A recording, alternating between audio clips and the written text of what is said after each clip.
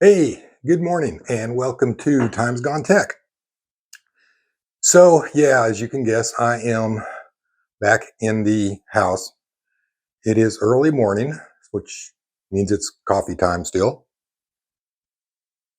Going on 7 o'clock in the morning, which means you will be hearing the infamous cuckoo clock here in just a few minutes. So, last video, I kind of rushed through doing a refinish job on my 1773 Elliott Dragoon carbine. Well, in this video, I'm getting my 1748 artillery carbine out, and I'm going to be refinishing the lock and the barrel. Not going to touch the stock this time. I'll work on that later, but I wanted to go into a little more detail about what I'm doing with these locks. Explain a little bit about how they work, and I want to show why I believe the half cock position on a muzzle loader is an actual safety device. It is a safe position, and how to lighten up the trigger pull. If you happen to get a musket in that just got a really stiff, hard, you got to really pull that trigger to get it to shoot. Is there anything you can do to lighten that up? Now, word of warning here for all you old guys out there who've been shooting flintlocks since the French and Indian War, not going to be anything in here that you don't already know. This is for the people that may be new to the hobby, just starting out, or even just thinking about, should I get a cap lock or a flintlock or, whatever. If I leave anything out that you think is important that newbies would be interested in knowing or should know, be sure and feel free to put it in the comments section.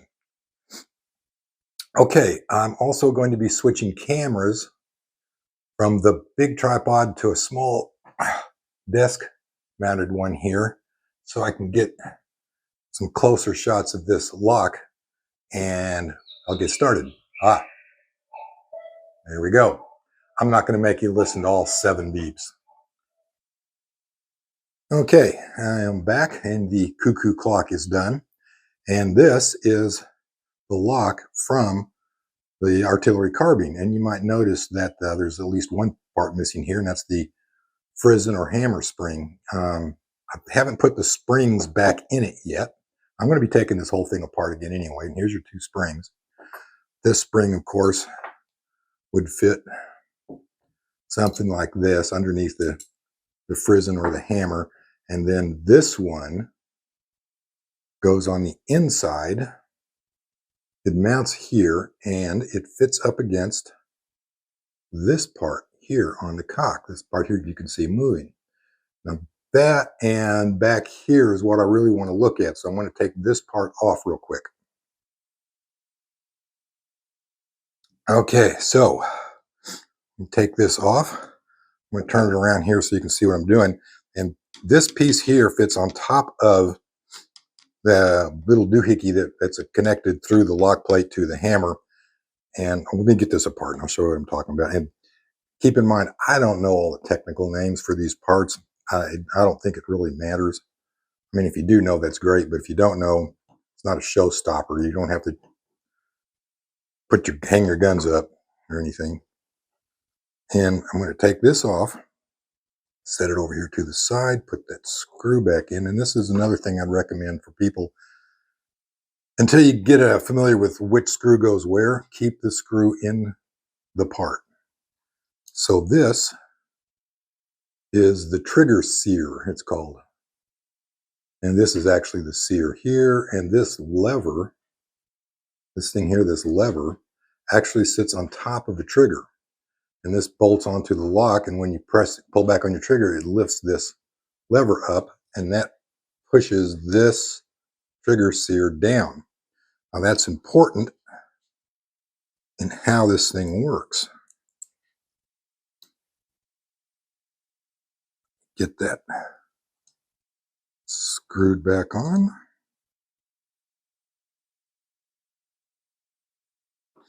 I'm not going to screw it down tight because that other top piece is missing. I just want to hold it in place. Okay, now, do you see this piece here. This piece fits through a hole in the lock plate and screws to the lock, and or the cock, and it's that screw right there. So this screw goes through through the lock plate, and screws into this right here. That other piece sits on top of this and screws down here, here, and it rotates. Now, you notice it's got two notches in it. There's this nice little deep notch here, and then there's this little cutoff thing right here. This is your half cock position, and this is your full cock or firing position. And there's a spring that sits here. This whole thing is driven by 3 springs. Sometimes you hear me say 2, and it's because I keep forgetting about this one.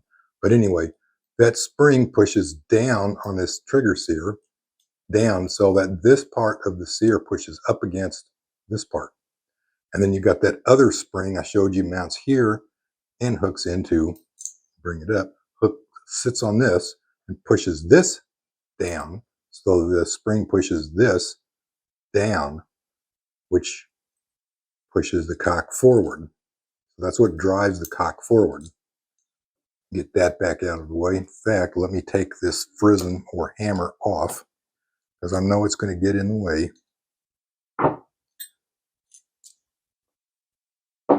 There. Okay. So ordinarily, this is being pushed down. This is up here in normal position. Okay, we're going to draw the cock back and watch what happens. I'm going to press down on this to simulate that spring, and as we draw it back, let me try that again. And as I draw it slowly back, you'll notice, hear that click, and you see that sear hooked into that first notch. That's half cock position. Now you'll notice the angle of that. The angle of this and the depth means this thing, when it's working right and you got your springs in it, can't just slip out. This sear cannot just slip out. There's a spring pressing down on this, forcing that sear up into it, and there's a spring pressing down on this, putting tension up against the sear. So that sear and this part of the cock here, this cock assembly, they are locked together. It's not going to just slip out. It's not going to just drop out. It's not going to just accidentally go away. It's not going to just break off. This is hardened steel. It's not pot metal. It's not aluminum. It's hardened steel. That's locked in there. You can pull back on the trigger, which would be down here, all you want. It's not going to shoot. The only way to get it out of that notch, it can't just fall out, is I have to both lift back on the trigger, which lifts that piece up, and then at the same time, let the cock go down. All right. Now, I know someone's going to say, it's not a safety, man, because I can lift back on the cock, pull the trigger back down, and then I can let go of the cock and it'll just snap forward. Yes, it will. And guess what? There can be a 9mm Glock laying on a table, loaded, but the safety's on. I can just pick it up and push the safety in, and it'll shoot. So it's not a real safety. This is a real safety. It actually works. It actually holds the thing in place. Okay, done and dusted. Now then, let's go to the next one, the firing position. And that's what we mean by lightening the trigger pull. You'll notice that it locks now into that little notch, but it's barely hooking into it, just barely touching it. That's full cock. And because it's just a little notch there in the piece and it's at just the right angle, if I pull back on the trigger and lift up on this lever, it frees that sear from it and lets the cock go forward and shoot. It takes effort to pull this piece up against the tension of the springs. There's a spring pushing down on this, and there's a spring pushing down on this. And that pushes these two parts together. Okay, so by filing that sear down so that it's not catching on that as hard or as securely, it takes less effort and less distance to draw the trigger back, get that sear out of that notch, and let the cock go forward and shoot. So what we're going to do is to lighten the trigger pull, I'm going to take this sear off and show you how to do that. And I've already worked on this one, so I'm not going to actually file this, but you will need some kind of a file or some sandpaper or something. And what you want to do is you want to just file the edge, just the edge of this sear down a little.